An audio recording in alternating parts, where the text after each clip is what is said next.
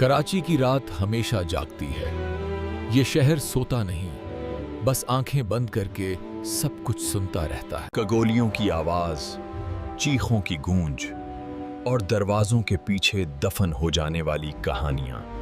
14B की वो गली भी ऐसी ही एक आम सी गली थी।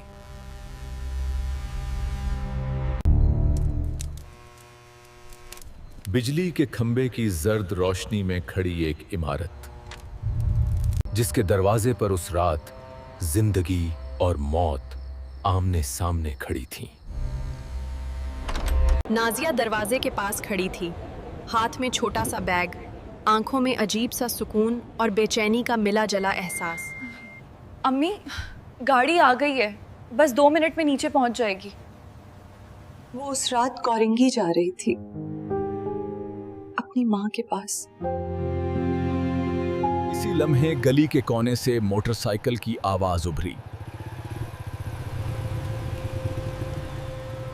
मोटरसाइकिल रुकी। हेलमेट के बगैर एक शख्स नीचे उतरा।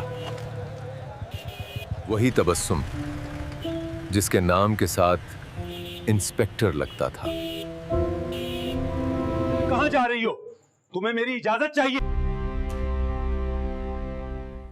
मैं अपनी मां के पास जा रही हूं। तुम्हारे बगैर भी जीने का हक है मुझे। तुम मेरी बीवी हो, तुम पर मेरी मर्जी चलेगी। कहीं भी जाना हो मुझे बताना होगा। अमायमा ने अपनी मां को बचाने के लिए खामोशी से सब कुछ बर्दाश्त किया।